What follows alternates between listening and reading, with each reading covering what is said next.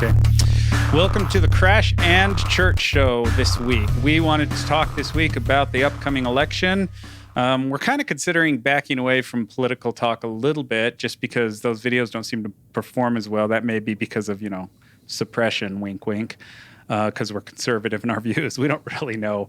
It may just be that people aren't interested in our point of view on politics, but we did want to talk about the election just because it's of interest to us, and we thought it would be of interest to our listeners and maybe even a few others. So we're going to do it, and we'll see how it performs. So I thought it was interesting the other day that you had reached out to me and said something like the polls were showing that the Democrats were going to take the Senate. And the likelihood that they would take the Senate, that they would keep the Senate. Yeah, and I replied, and I was like, no way. And then was it just today or was it yesterday? Then you said, they've updated that now. Yeah, it was yesterday, and it was totally flipped. So this website that I go to is called 538, and those are the numbers spelled out, 538.com, and they compile a list of a lot of different polls, and they typically will show the polls that are closest to their average.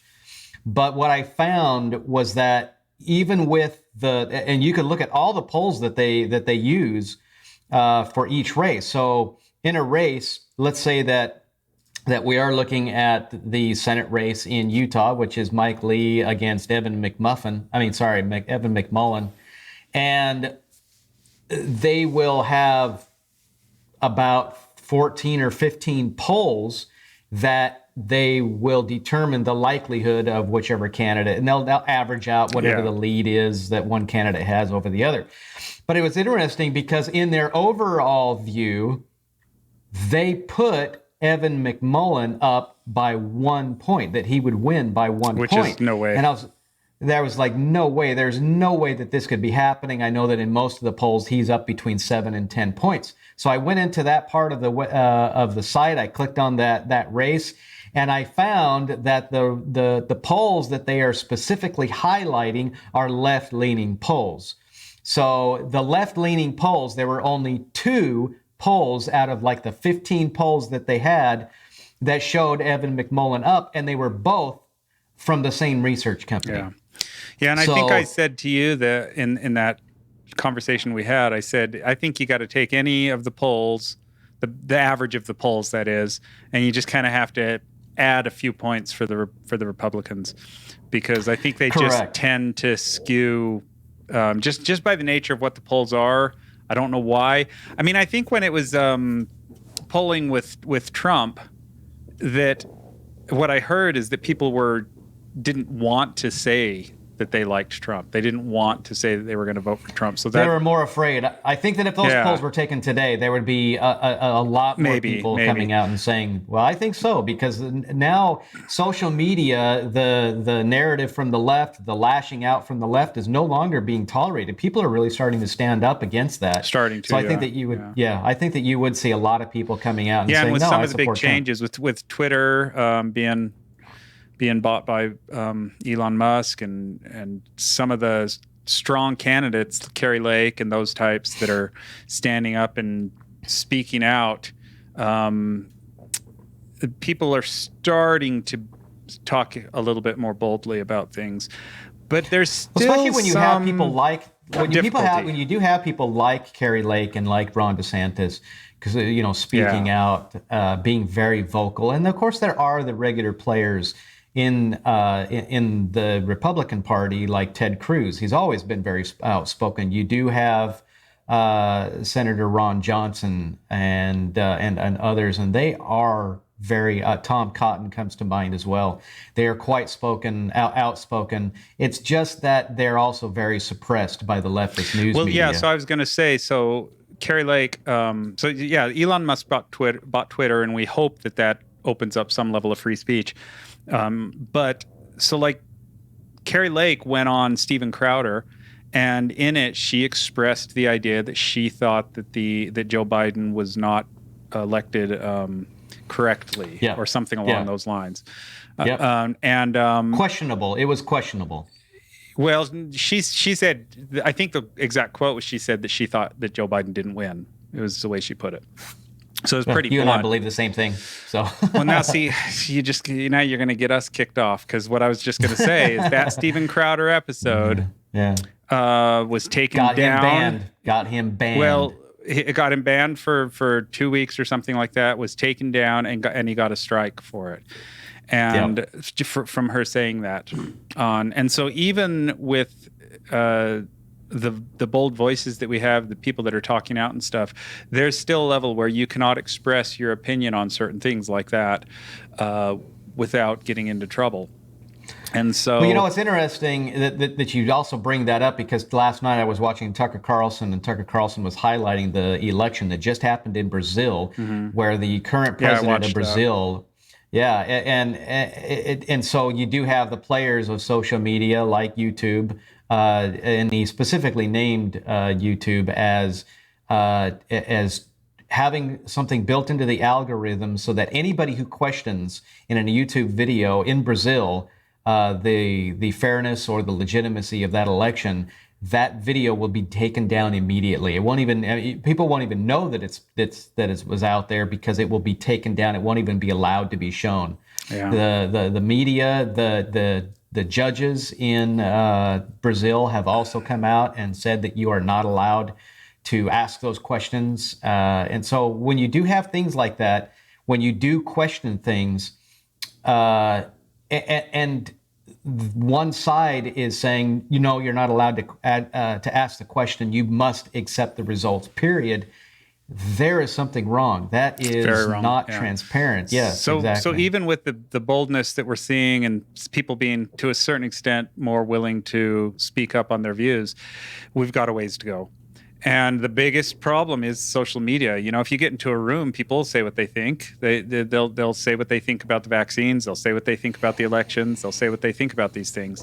It's only on social media where it's being suppressed. And unfortunately, a lot of people get their information about elections and about the vaccine and about the different things through online sources, through Facebook. The number one source of information in the world right now is social media. Where people will go to get their news more than anything else is going to be social media. Yeah. And just the whole idea that saying that people expressing their opinion that is not in line with what's quote unquote accepted as, the not misinformation, or however they phrase it.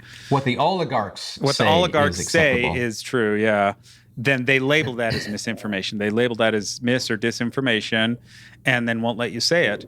And yet they are the biggest purveyors of misinformation. Just the very idea of that you cannot say your opinion. It's just crazy to me. It's crazy that we're in a situation where, like, there's things that I have opinions on that you and I have had debates on it before, where you believe things stronger than I do. And so, that I'm a little bit more moderate than you in my approach to it. I think we agree on the overall points, right? But my approach to it is like, it tends to be a little bit more maybe. Like I think this is the case, but maybe, I just approach it a little bit more moderately. And yet even then, I can't say what I really think as very, very clearly just, I think that there might be a problem with this or there might be a problem with that. I can't say that, or I would get banned and kicked off of these platforms. Just saying that you think something, yes. And you'll say, I know this is the case, because just the way you're expressing we're not talking specifically about the election in this example, by the way, but yes, there are things where you could, but you could. I don't know that the election was stolen. I absolutely don't. The 2020 presidential election, I don't know that. Yeah, so a lot of times it's just the way you'll phrase it. Like in personal conversation, you might say, "No, I know it was." I won't say it, but get us kicked off. But when you look at the evidence, and when you look at the fact that things were hidden, when you look at all of the things that each state that was in question has had happen. All of the states that decided the election, I think it was like 5 states, when you do look at that, there are highly, highly irregular and questionable things that happened in those states. But you can't have the questions and you can't express those questions. You can't have the question because they won't be transparent. They are not being transparent. And when they are not being transparent, you cannot say well, it's the same thing that with, it was fair. Like we were talking about this too, the Pelosi thing, that the attack on Paul Pelosi. Yeah, Paul Pelosi. And yeah, it's the same thing where it's like you can't question it without being accused of something. But there's no transparency. And I can't remember who was saying it. One of the commentators that I was watching was stating that the solution to that is transparency. Like if they just answer the questions, then people would stop having the conspiracy theory. Was that in the Tucker thing? Okay. People would stop having the questions if they just answer the questions. And now that you say that, I remember it, that it was and Tucker. the problems that they're facing there, so if you look at that, and there are several situations currently going on right now where you have Republicans being blamed by the media and by the opposition, whether they're political opposition, meaning they're running against somebody like Katie Hobbs in Arizona, who is running against Kari Lake for governor. Her office, Katie Hobbs' office, was broken into. Her campaign office was broken into, and they immediately said that it was a Republican who broke into it, that it was somebody who was for Kari Lake. And yet, what they come to find out is that person is a repeat offender. That person is also not an illegal or a legal immigrant to the United States. They found that the guy who attacked Paul Pelosi, and these are the questions that should be asked, and these are the questions that are being refused to be answered.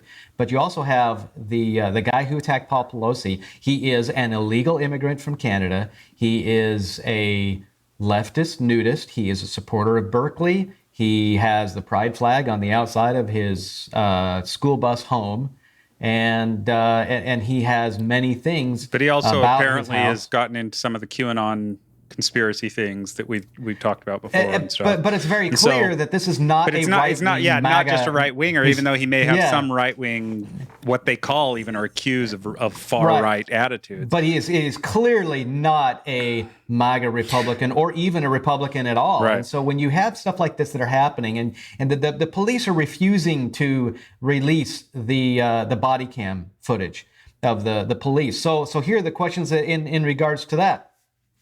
The two men, Paul Pelosi and Dupapi, they were locked together, holding each other off when the police arrived. Right, they both had a hand on the hammer. Exactly, and they both had, they were not at the door. They were inside the home, but not at the door. Somebody opened that door.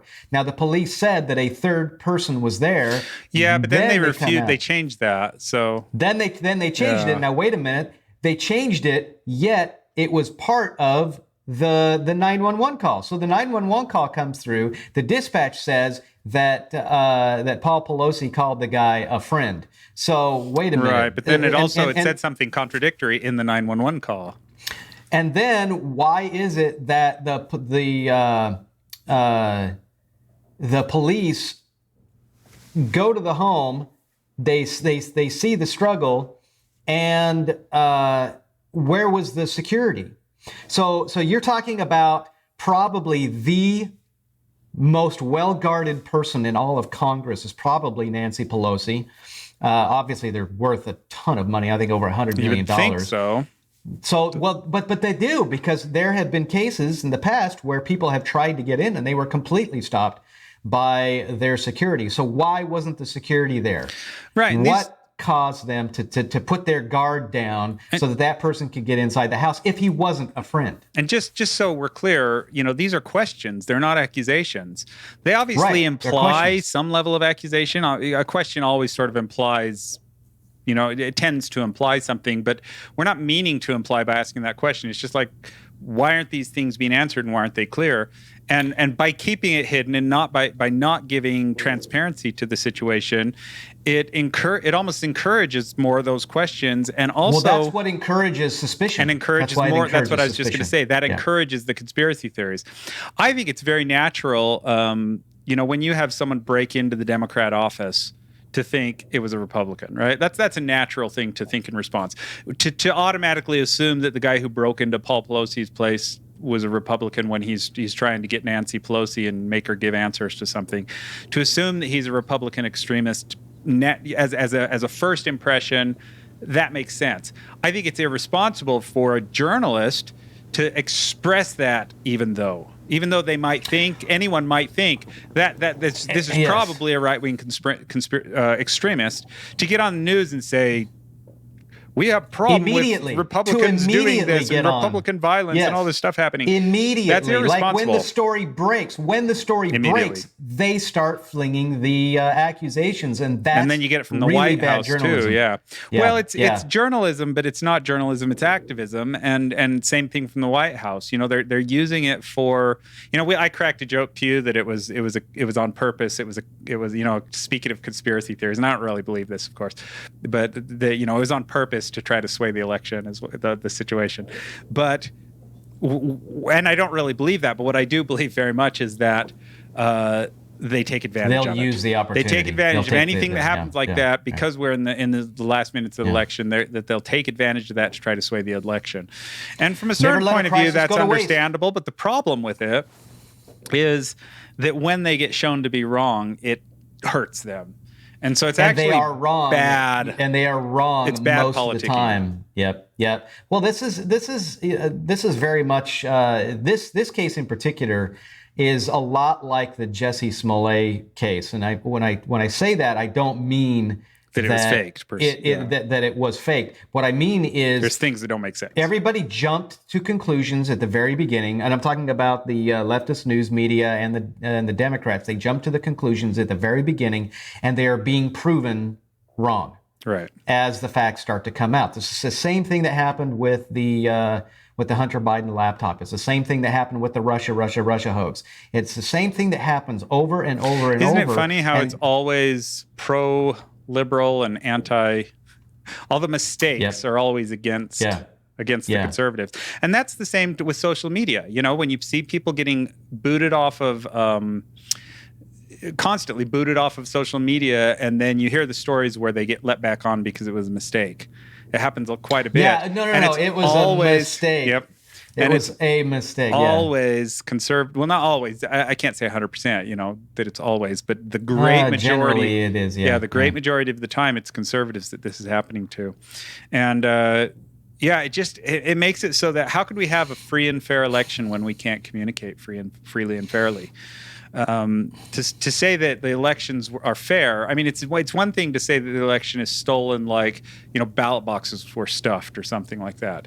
That's something that I think reasonably one could have questions on, and ought to be able to propose questions and ask those questions without being kicked off of social media. But that's a different thing than to say that the election's not fair because of suppression of speech. And the Hunter Biden situation is the prime example of that we have right now, where according to certain polls, enough people wouldn't have voted for Biden if they'd known about that, that it could have swayed the election. And so the fact that was suppressed through social media actually may have swayed the election in that case. And you see a lot of that. So people who propose, I think a lot of people who propose, Ben Shapiro's the one who talks about it in these terms and stuff, where he doesn't believe in the ballot stuffing sort of thing, but he does believe in the changing of the laws and the suppression of information, and everybody should be right on board with that because it's so obvious. Well, if you look, so if you look at that specifically, the changing of the laws by judges. That is illegal. That is illegal in every single state. They are not allowed to do that. It's the legislature. Therefore, by definition, that is voter suppression. The judges are not allowed to do that. Suppression may not be the right word, but yeah, I know what you're saying. But that is absolutely against the law in every single state. And in most of the states, if not all of the states that decided the 2020 presidential election results, all changed their state laws at the last minute. And you weren't allowed to question it. Yet, they all committed voter fraud by changing those laws because they are not allowed to. It is every single state has to have their state voting laws voted on and passed by their state legislatures. Yeah, and none of them did. We don't know for sure that would have changed the results. We don't know, but what we do know is that regardless, that calls into question the legitimacy because of those laws being changed at the last minute. And when you cannot get answers to those questions, and you're being told to just shut up, sit down, accept the results, no matter what, you're an election denier if you do, despite the fact that they had denied the election in 2016 for 4 years during the Trump presidency. They are saying now you're not allowed to. And then they're coming on, like Hillary Clinton and others are now coming on and saying that the Republicans are going to steal this election, that they're going to steal the 2024 election. Which is so... These elections have not taken place yet. Yeah. And it's so ridiculous that they're doing that at the same time that they're claiming the big lie, the quote unquote big lie, and claiming how dangerous that is and why they're kicking people off of social media for believing or saying and yet these they things. are the biggest purveyors and then of those saying things. The same thing, setting it up to say the exact same thing. It's if they projection. lose. It's total projection. And it'd be funny if it wasn't so tragic. It's tragic that it is tragic. Jill Biden got up and gave that big speech and talked about how this poll that shows how many people, I can't remember what it was something like 70% of the people are worried about losing our democracy. And then he lectured everybody. And then treated it like lecturing. Well, then he treated it like that means that everybody is worried that the Republicans are going to destroy democracy. And that's not what the poll says at all. The poll doesn't understand what the people are actually saying. The polls are, Democrats think that, and Republicans are worried about losing our democracy because of the Democrats. It's a 50-50 thing almost, so, as we are split 50-50 almost in the country. And we've talked about this before. The reality of it is the Democrats view the United States as a democracy. We are not a democracy. So what they are saying is actually 100% true. They absolutely feel like democracy is under attack. The problem is we are not a democracy. But because they believe we are a democracy, yes, their democracy is completely under attack. Yeah, but they're not even talking about democracy, even if we were a democracy. But to them, it's a democracy. To people who understand what our system of government is, which is a republic, we believe that the republic, not our republic, meaning the Republicans' republic, I mean the Republic of the United States, is under attack right now. It has been under attack for quite a while. And that's what we are concerned with. And that's what most of the people, I believe, in that poll are concerned with. The Democrats are concerned because what they want is their voices they want, only they to want, be heard. Yeah. What they believe is that if 51% of the people, if you took a vote tomorrow and 51% of the people voted to make abortions illegal, that would be a democracy in action. That would be a democracy. Yeah. And they would still say, they would stand up and say the destruction of our democracy. Because to them, the democracy is their way of thinking, period. That's all it means. It's choosing their way. And yet, if the people stood and 51% said no to abortion, then that would have been decided through a democratic process. Mm-hmm. It's the definition of a democracy when the people speak out and the people decide by a majority that they do or they do not want something. And yet, if it doesn't go their way, just like you were saying, they would come out and they would say, "What an attack on our democracy!" Yes, our Constitution doesn't mean anything, and yet it was a constitutional process. It was a democratic process, and so they will do that, and that's exactly what's happening right now. They talk about the quelching of free speech when Elon Musk says that he wants to bring free speech back to Twitter. The left says that is a threat to freedom of speech. Right. No, it's a threat to your freedom of having control over speech. So now back to the election. In those polls, a few days ago, it showed that the Senate was going to be it had the likelihood of going in the Democrat favor, and that they would hold on to, I think it said 53 seats. Now it is the other way around. It is 53 seats in the favor of the Republicans. It also said that a few days ago that the Republicans would gain a majority in the House of Representatives, and that they would gain 81 seats in the House. Yesterday, it said that they would gain 85 seats in the House. So what we're seeing is this trend as we get closer to the election, that people are now starting to kind of firm up their decisions, that they are definitely leaning more towards the GOP, because as the issues continue and as the left continues they double to down now, on they're doubling down ideas. And they're not understanding why people are feeling the way that they are feeling. So they double down on Russia being the cause of inflation, on Russia being the cause of crime not gasoline being an issue. Yeah, and they're saying that crime is a conspiracy. And that the economy's improving. Yes. And calling crime a conspiracy, exactly. Like they're just... And here we are, our inflation has now jumped from 8.2 to 8.7%. And people are really starting to feel it. There is now more talk that there is going to be a recession, a hard recession in 2023. And it's one of the reasons why is now the Fed has announced again that they're going to raise... We should clarify, a hard recession even by the new definition of the word. Yes. So now we are in a recession. And the reason why they don't call it a recession is because of positive job growth. Right. But what's happening is the stagnant things that are happening, the incomes that are not rising to match the level of inflation.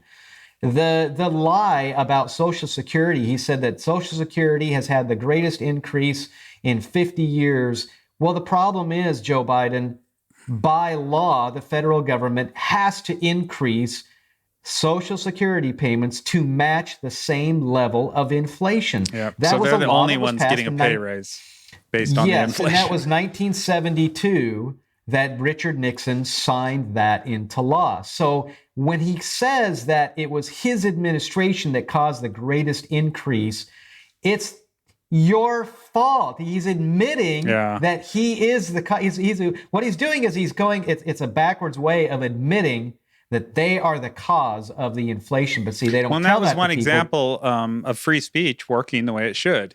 What happened? That was put out on Twitter by the White House, and then people responded to it and pointed out pointed out what you said, pointed out the reality that this is not because of Biden's and then the White House took it off and Twitter. And they took it down and stuff. And which is the way free speech should work. Is when you say something, you ought to be able to say whatever you want.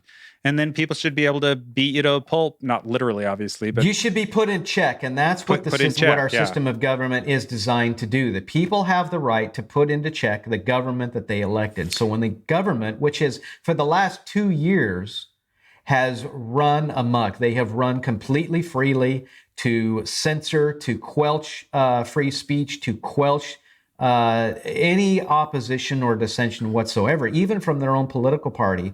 And the people are standing up now and they're saying, no, enough is enough. And great for Elon Musk to see this. And Elon Musk is no right winger. He's a Democrat. Well, and some of the moves he's been making in the last couple of days are questionable as far as the way he's going to handle it. So I don't know if it's going to turn out as good as we on the conservative side of the spectrum hope. But we'll see. But he's the devil. But he's the devil incarnate because he doesn't push the same narrative that the left wants to be. Well, pushed. He's not considered left by the left anymore. That's for sure. Yeah, but if he came in and he acted just like the previous CEO of Twitter, everybody would praise him, just like everybody praised Donald Trump before he ran for president. They all loved him because he was part of the Hollywood crowd. He was part of that he contributed to Hillary Clinton's campaigns previously. And when he ran as a Republican, all of a sudden, that's when he became enemy number one. Yeah. Then you have the same thing with Elon Musk. You have the same thing with anybody, really, that goes against them. Tulsi Gabbard also comes to mind. And so when you go against the narrative It doesn't Tulsi matter who kind of you always are. went against the narrative, but yeah. She went against the narrative, particularly when it comes to foreign policy. Yeah. She was very much pro-America, pro-military, and the destruction that we have seen in our military and our national security has just been horrible. And so when somebody like Tulsi Gabbard, who served our country faithfully, stands up and says she's really worried about it, that goes against the political party's narrative. So she was demonized. She was told called a Russian operative. So I have yeah. I have a question for you. It's a little bit of a divergent topic, but I think it's interesting. John Rich, the country singer, and Jordan Peterson both proposed recently that one of the changes they'd like to see in Twitter and in all social media is getting rid of anonymous users, so that you had to be there as yourself. Disagree. So that's what I was going to ask you, because then I was watching, I don't know if you're familiar with the YouTube channel, The Quartering. I was watching Jeremy talk on there, and he very much disagreed, and he was saying that he thought that was a terrible idea. And I honestly kind of don't know what to think on that. I think a person's right to anonymity is absolutely more important. But is it if you were going to express your opinion in public, you don't have a right to anonymity? So how many unknown authors are quoted? How many articles are written or op-eds are written by an unknown person? And what about? But you could still do that. Having to tweet. What about a ghostwriter? What about a ghostwriter? Having somebody to tweet who writes as yourself doesn't preclude you from doing any of those things. Because that's one of the things Jeremy said too. Is he said it's the same as like anonymous sources for a newspaper. And I was like, well, you could still have anonymous sources. You just tweet. A journalist has that not only the right, but also the responsibility to protect their sources. I know. So if a person, that's the thing. So I could get on Twitter and I could say, I'd have to tweet as myself and people know it's me. But then I could say, an anonymous source said this. Anonymous sources would still be able to exist. It's just that me actually presenting the information, I'd have to present it as myself.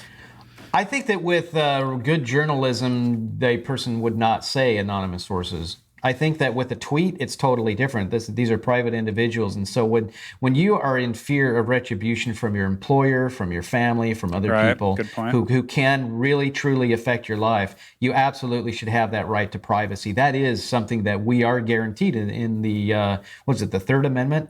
But a right to privacy means you have the right to not say something. Like you have the right to not go stand on the street and proclaim something. But it is the protection of privacy. I know, but once you step out on the sidewalk and say and shout something to the crowd, you forfeit that right. But you're not under any obligation to announce yourself. And you're not under any obligation to go onto Twitter.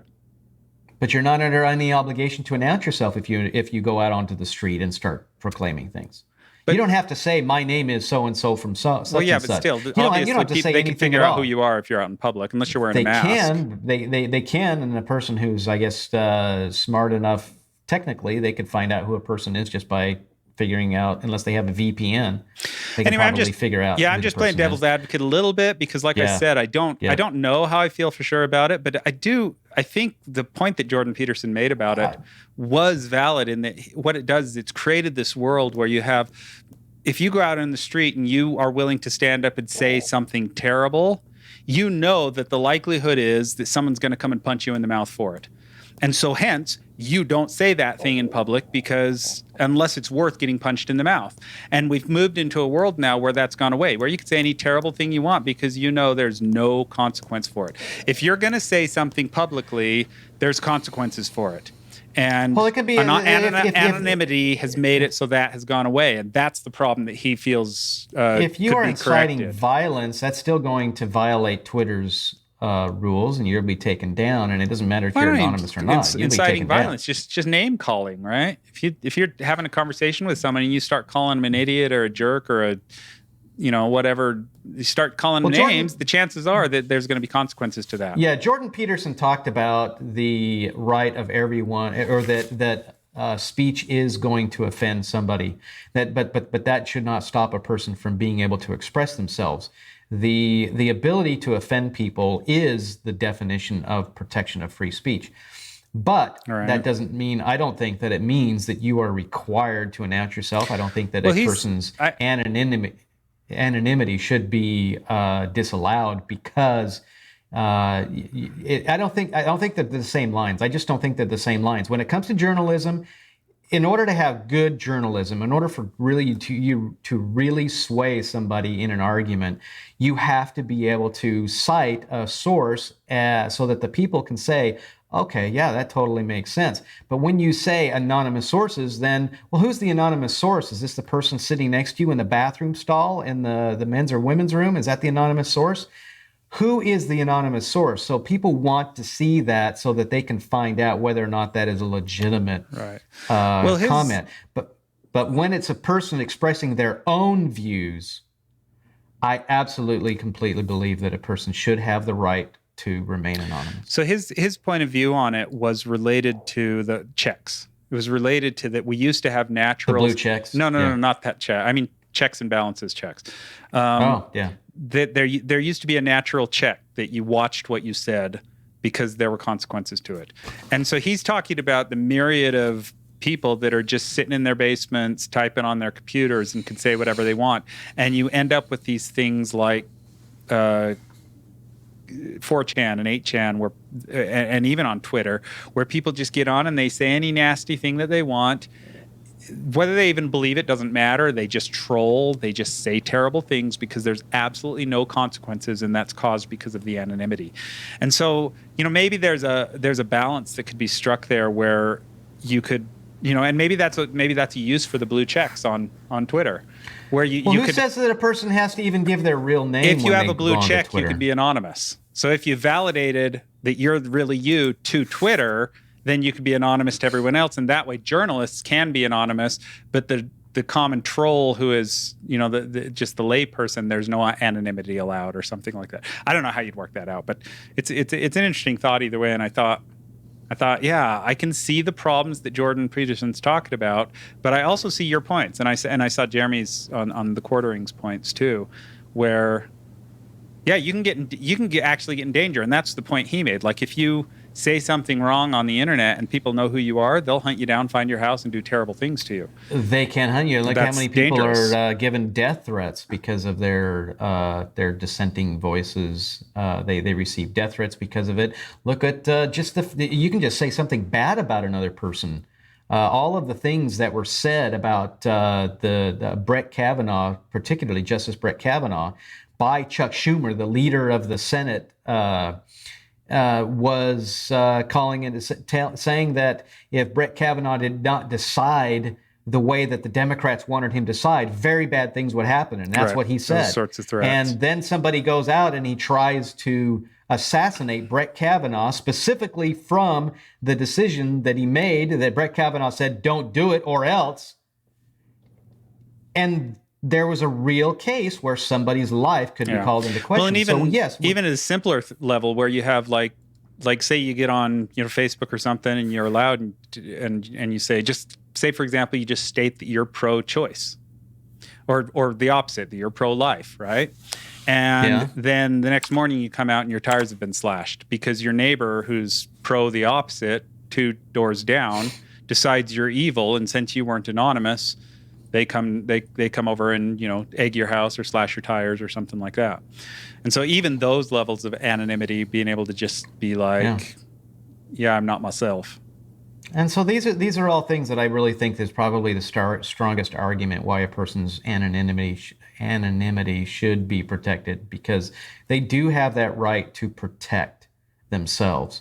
And I think remaining anonymous is one of the biggest things. You look at the right to bear arms, if you have a concealed firearms permit, you are not only responsible by law to keep that firearm hidden, that you're not brandishing a weapon because that's a threat, but you also have the anonymity to keep that firearm hidden so that people don't know that it's I was going to that say, it's there. in Utah, you're not required by law to keep your firearm hidden. So, Not anymore. Yeah. But what I'm saying is, if you do have a law that requires it, you have the right to keep it hidden, but you should keep it hidden because, again, if other You might people know get that it's attacked. there, Yeah. you can be attacked. You can you can be called a threat, especially if you have a state that's got red flag laws.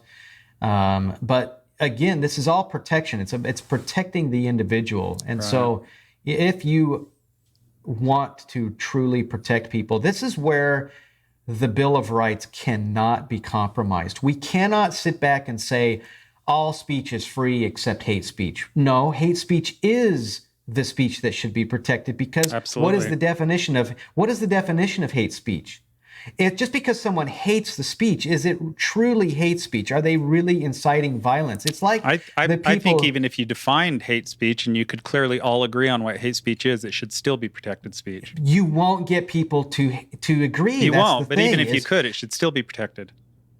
it should still be protected. But again, it will not happen.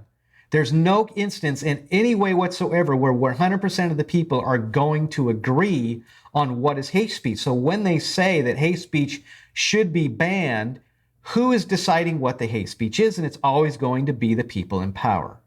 And the people in power is not always going to be the same. So whatever way you swing that pendulum, eventually that's going to come swinging back towards you. So you say that you don't want the hate speech out there. You make the rules, the laws, you swing that pendulum, eventually you are not going to be in power. The other political party is going to be in power, and now you become the oppressed. Yeah. If That's Elon why Musk, these things, as an example, if Elon Musk was the terrible person that the left is accusing him of being, then he would get on there and he would then, now that he has the power, he would ban all of them and their points of view. Fortunately, I don't know, it's not even related whether it's fortunate, but he's not going to do that. He wants free speech. He's not, and he's already. So I don't know if you saw the thing between him and Alexandria Ocasio-Cortez. Yeah, she came out and she said something to the effect of. But that's a you silly argument. You shouldn't go in and the guy who's asking people to pay $8 a month. That's not freedom of speech. And he said something like, I thank you for your opinion. Now pay $8. It was really blue funny. checks, though. The whole blue checks thing is just ridiculous. Like, it is. People want to be a blue check because they want to feel like they're it's important. a status thing, yeah. And I don't understand why it's done the way it's done. I figure the way the blue check ought to work is the same way that as you get a bank account. Like, you have to show that you're you, and then you get a blue check, period. And they're talking about, like, there's people that only have 5 followers that have blue checks. And I'm like, so? They should. You should be able to get a blue check just by proving that yourself. Send in a copy of your driver's license. Are who you are. Or whatever, and boom, you're a blue check.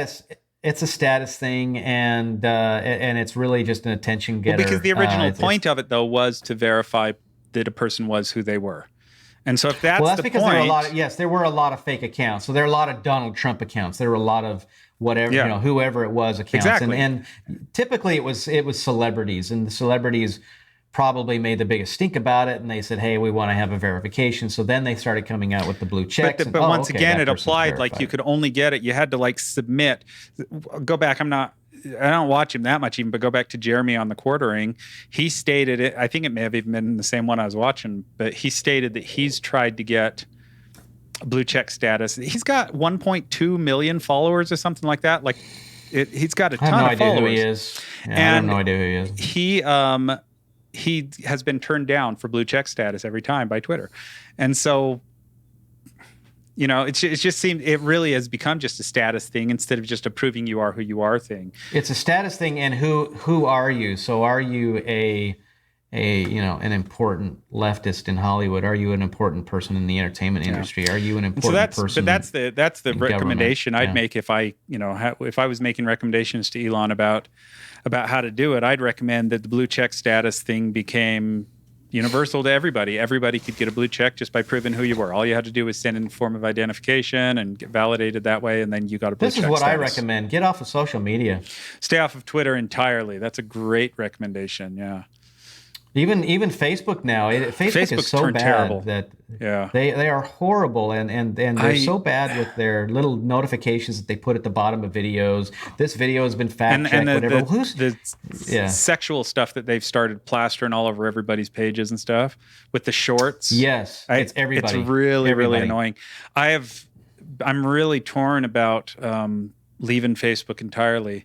Part of me thinks I should and want to, but then, because I'm trying to market myself with the music stuff I do and the musicals I write, YouTube and Facebook are the means, really right? Like, how else can I do it? It's the only way to reach people. It's the only way to reach people. People aren't going to find your website anymore. Nope. They're not doing search.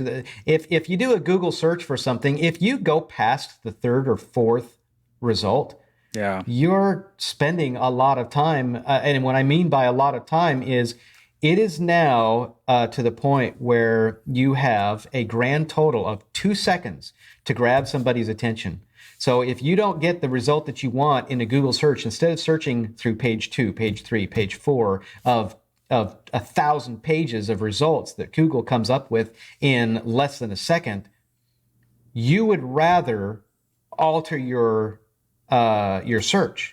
You change the words in your search so that you immediately get that result. You want it right away. Yeah. People want to see those results at the very top of the page. So and if you're an indie musician or something like that, and you've created a website, even if you've put all the effort into having the right kind of words on your site and stuff so that the web crawlers get it all, and SEO is done all properly and everything, nobody's going to find you in a search. Like, it's just never going to happen. It's one of the reasons why YouTube reigns supreme in the video. Like, we post our videos to YouTube and to Rumble, right? And because it's still the number one platform. Our YouTube audience has grown little by little. It's not grown anywhere near what we want it to, but it's grown, and little by little we get more views and more audiences. Very, very creepingly slow, but it grows. And the Rumble audience, nothing. Like, it just is dead. Like, nobody finds it. The algorithm in YouTube is so much better right now. And so that's one of the things I hope to see improved on Rumble. Because I'd just rather use Rumble exclusively and not have to worry about YouTube at all. Because chances are, like, this video has the potential of getting tagged and banned.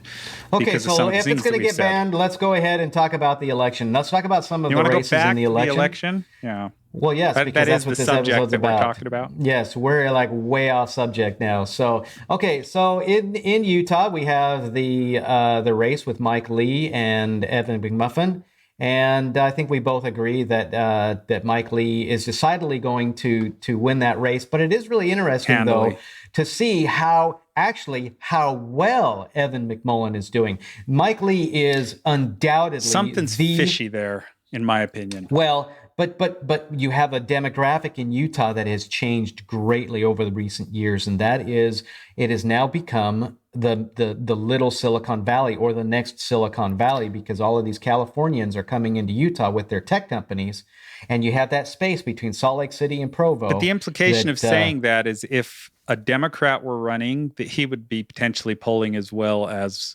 McMullen. You do have a Democrat running, and that's Evan McMullen. Yeah, but you know what I mean.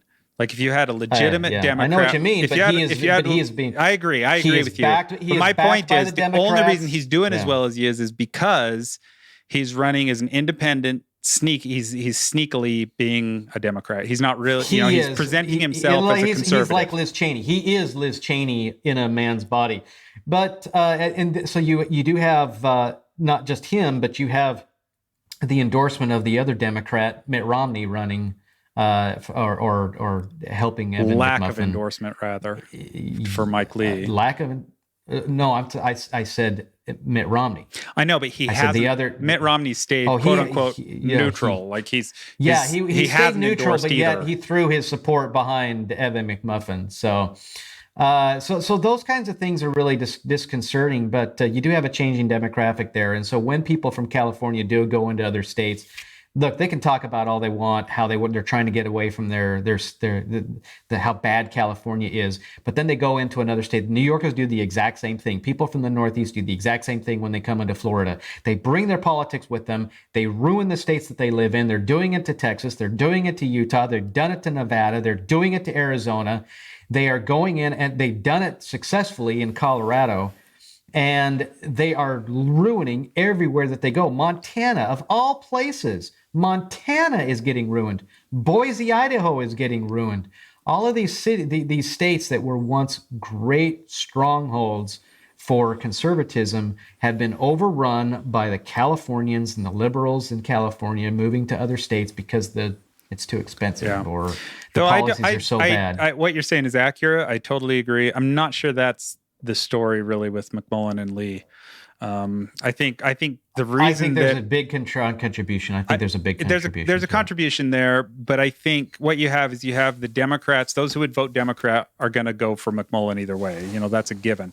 But then I think the reason why he's also pulling some of the conservative vote is because of his underhanded, pretending he's a conservative running as an independent. But you also have the fact that that state is one of, if not the reddest state in the country. And so when you look at the population of registered voters leaning on the Republican side, I just have a really hard time believing that they have split that vote there. And I don't think they have. And so I do just think that there is a changing demographic that is occurring there, and we've seen it growing for some time. So in Utah, I think we're both good at saying that I think Lee will beat him by there. 10 to 15 points, easy. Okay, so Arizona, Kari Lake or Katie Hobbs? Kari Lake will win that. Kari Lake will win that race, I agree. I think she's not going to win by a landslide because of how Californiaized Arizona has become, but I do think she wins that election. Yeah, yep. Yeah. Okay. All right, Florida governor, Ron DeSantis or Florida Democrat need you even ask? Charlie Crist? That one's obvious, right? Yes, yeah. It's obvious it's going to happen. Texas, Greg Abbott or Beto O'Rourke? I don't know. I haven't been following that one, so I'm not sure. Okay, so I would assume Abbott, the Republican. Yeah, clearly Abbott's O'Rourke's. Yeah, I would assume Texas. I would assume anyone. O'Rourke has no chance. O'Rourke has no chance. That would be my assumption. Yep. Yeah. Okay, now in the Senate, is it going to be for Florida? Is it going to be Marco Rubio or the other dude? Rubio probably there. Rubio, hands down, is going to win that election. New York governor. Is it going to remain? That's an interesting one. Are they going to keep the incumbent? Republicans are going to take it in that case. I think the Republican takes that one as well. Yeah. Yep. He has pulled ahead. Now we move on to Wisconsin, where we have the ever so wonderful Wisconsin governor there. What's her name? Was it Wisconsin or Minnesota? The one that they tried to say that the Proud Boys tried to kidnap her. Whitmer. Anyway, she's Gretchen Whitmer. So we have Gretchen Whitmer or the Republican, and I'm sorry, I don't remember your name. I think that one's tight, right? I think that's a toss-up. Yeah, it's kind of a toss-up, and I would think it's a toss-up too. I think it's a toss-up. I think it's going to lean towards the Republican, but I do think it's a toss-up. Yeah. Yeah. Okay, Georgia. We have two races in Georgia that are key. We have the gubernatorial race, which is the same two that ran in 2018. You have Kemp and you have Abrams, Stacey Abrams, who still claims to this day that she won that election. Yeah, and that's probably still tight, but I think Kemp will win again. Kemp is decidedly ahead, actually. Is he? That okay. one. All right. I that think he's I ahead haven't by been following 6. too. Yeah, by about 6 points. So that is going to be Kemp. Then you have the highly tight race of Warnock in the Senate. Yeah. Or Walker. Walker. Yep. Yeah, Walker. I think Walker's going to win that one. So Walker has pulled ahead in the polls recently, and he is now slightly leading. Yeah. over Warnock. I think that trend. Pennsylvania. I think that trend will continue.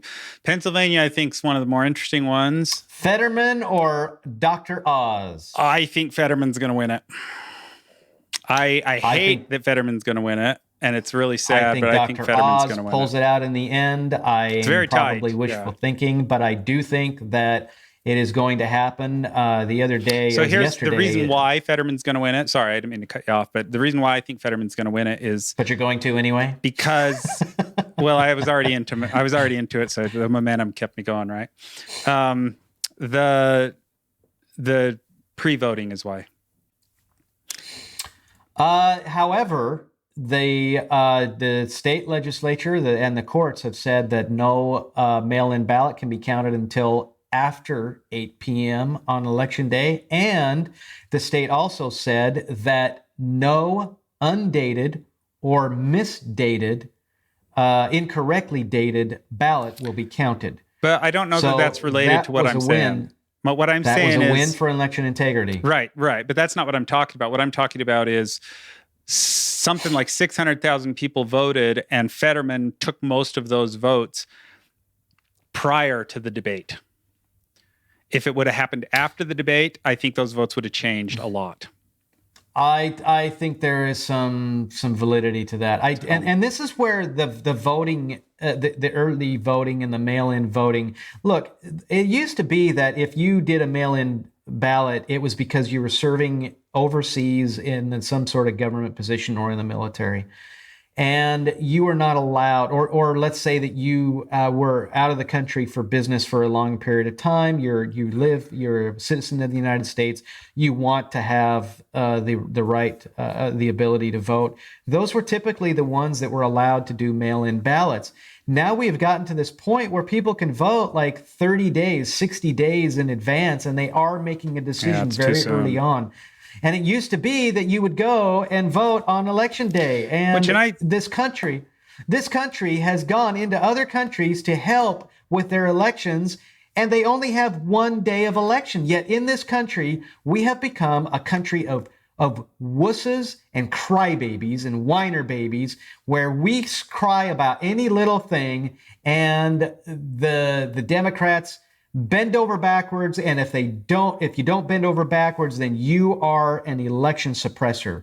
You are somebody who wants to squash the votes. Well, and I think it's particularly... I think it's wrong. I think it's particularly problematic when you have a situation like Fetterman and Oz, where you have a debate and you have someone who's had a stroke, and so he's not able to communicate and debate well. Clearly incapable of not just communicating, but not able to function. Well, he can't function. But this is the point. They talk about that like okay, before the debate, I was for Fetterman, but then after the debate, and I saw that now I'm for Oz, and I sit and I think, why? Where are your principles, people? Like, Fetterman is going to vote the way that Democrats are going to vote. Oz is going to vote mostly probably the way that Republicans are going to vote. He's not going to be a Mitt Romney, I don't think. Yeah, I agree. Whose policies do you support? Who do you want? What do you want them voting for? Who cares how Fetterman did in the debate in that regard? What are his policies and what he's going to believe? The fact that he stuttered over his words or that he struggled to get his words out, what he thinks is very, very clearly and very obvious. Now, I do think you have to step back and say, okay, in the past he said he was against fracking very, very clearly, and now he's saying that he's always been for fracking, and you have to take that into consideration and be like, clearly meant to be a pandering. Yeah, he was you have to think he's probably pandering. Lying there. Yeah, he lied. He absolutely lied. And so you have to make those sorts of considerations, whether you're for or against fracking, obviously. But generally speaking, like if you're for Democratic policies or if you're for Republican policies, the vote should be clear. And the way they performed in the debate, like only if you're undecided and you're kind of wishy-washy between the two policies, should the debate even make a difference? So, yeah. Well, I think really what all politicians are trying to do more than anything is not to sway their own base. They are trying to sway the independent voter. Yep. And the independent voters are the most wishy-washy people I there agree. are. It's like a poll that you like get. The whole housewife things that voted for Trump and then voted against Trump and now are probably going to vote for Republicans again. Yeah. So you have let's say that you have a poll, and this poll is the type of movie that you like, and you're given a list of like 4 different genres of films, and in total you have people giving a firm decision on which genre of film that they like the most. And you'll have a percentage that are going to say action. You're going to have others that are saying a comedy. Others are going to be romance. Others are going to be drama. And there will always be 5 or 6% who say, I don't know. 5 or 6% are going to say, I don't. Those are the independent voters. Those are the people who cannot decide. Those are the people who cannot figure out what their principles are. Maybe not a perfect analogy in that. But they so are much the less ones important. who are easy. But they are the ones who are easily swayed by a narrative. They're not swayed. They don't make their decisions based on their principles. But it feels like, because how could you? How could you have principles on these issues and then be independent and be going back and forth in one? Like, that's what I was saying.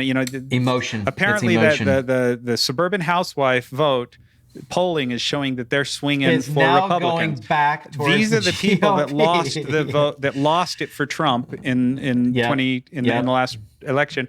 And because he was horrible. And they're the people that were for Trump and that they got Trump in the previous election. And you just think to yourself, where are your principles? Like, they have no principles. Like, all they care about is, milk costs more money.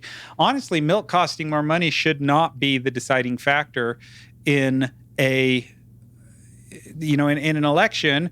It's the principles and the things that caused the milk to cost more money that should make the difference. If the things that made the milk cost more money are worth it and right and good, then you should stand by your principles. Like, if you believe in green energy and you truly believe that green energy is worth it, then that more expensive milk is worth it. And if you believe that green energy is a waste of time and you're doing the wrong thing and stuff, then that was a stupid thing and you destroyed the economy over nothing, et cetera, et cetera. Those principles are what should matter and what you should be voting on, not whether or not, well, Biden made my milk more expensive, so now I'm going to vote against Biden and all the Democrats. Make a decision. And really, when you get to the ballot box on Tuesday, if you are waiting until Tuesday, when you get to the ballot box, if you are waiting to make your decision once you're in the ballot box, you have not done your homework. You have not stood on principle. You haven't figured out what your principles are. Figure out what they are. You should be able to go into that ballot box, check every box that you previously decided that you were going to check because you did your homework on the issues, that you did your homework on the candidates that you are going to vote for. Go into that ballot box, figure it, or write down who you want, and leave.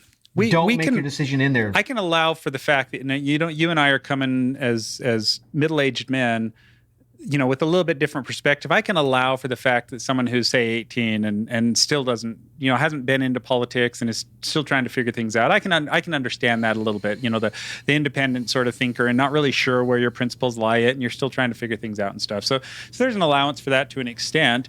But it does behoove everyone to figure those things out because of how things have become so volatile and so politicized, and how much we are. I think, the poll where it's being said that our democracy is in danger. We're worried about our democracy from both sides for different reasons. Our republic is in danger. Our democratic republic, we'll say. So that's what it technically is. We're not a democratic republic either. We are a republic. That's what I learned at school. I learned we're a democratic republic. So your teacher was wrong. I'm sticking to what I learned in elementary school. It's wrong. It's absolutely wrong. We are a republic. And that's exactly how our founders set us up. When the founding fathers, I think I saw this on Michael Knowles, tells you the kind of podcasts I watch, right? He was saying, I think, that whenever the founding fathers mentioned democracy in the debates and the papers and stuff that they wrote, that they always spoke about it negatively. Like, they spoke about a democracy in negative terms, and it's not mentioned in the Constitution anywhere. Yes, as being what we are not striving for. There are lots of quotes that there are out there. I think we mentioned them on this show before. Right. That many of our founding fathers have come out very negatively against a democracy. That we are not a democracy. So, but yes, you are absolutely right, though, that we are. Our republic is really in jeopardy. Our republic has been in jeopardy for a very long time. And we keep saying that this election is the most important election in our lifetime. And yet it seems like every 2 years, every 4 years, we are really in a position right now where we have to look at ourselves and do what Ronald Reagan said, and that is, or ask ourselves, are we better off now than we were 2 years ago, or than we were 4 years ago? It is absolutely, decidedly a fact that we are not better off than we were 4 years ago or 2 years ago. If you are a hardcore leftist, you're loving it right now. If you are an American who loves this country, and it doesn't matter, because there are Democrats out there who feel this way, obviously Tulsi Gabbard did, that if you love this country, you love what the principles that this country stands on, and you just have social differences, which I think is what Tulsi Gabbard would say, you are concerned about the future of this republic. You are concerned about the direction that this country is going in, and that's why people are deciding what they're deciding this time. Now, the problem that we do have, and this really concerns me, and that is that the GOP is going to do exactly what the GOP does when they get power, and that is absolutely which is nothing. Yep. Yeah. And that is likely and probable, and consequently 2 years down the road, we may be worse off than we are today, even with the GOP taking control of those things. But you still have to stand on principle. You still have to do your best. We have to fight for those principles as best we can to try to salvage everything that we can that we love about this country for the sake of our children, even knowing that things are going to go downhill and they're going to get worse, especially there is one thing that would get me to not support Trump in 2024 if he runs. Other than Ron DeSantis running, yeah. Other than Ron DeSantis. But one thing that's going to get me to not support him, and that is he already has a record of very high spending.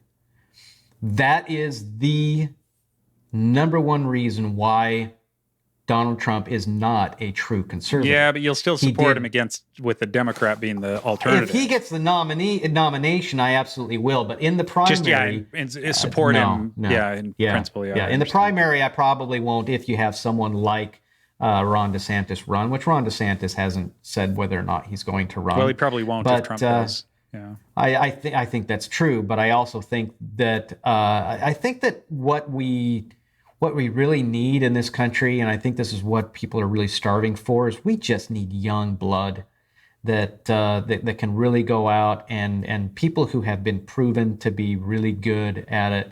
And obviously, Ron DeSantis has passed the test big time, because not only did he run the state of Florida very well, has run the state of Florida very well, but he also did it on a national stage. It was very public nationally. His policies have been very public nationally, and that's where GOP or Republicans and conservatives around the country have great adoration and support for Ron DeSantis, and they wish that their governor was like that. Yeah, so people from all kinds of states, from all different states, they say Ron DeSantis is the best governor in the country right now, and it's because he's doing what. If Carrie Lake gets in there, I think she's gonna be similar.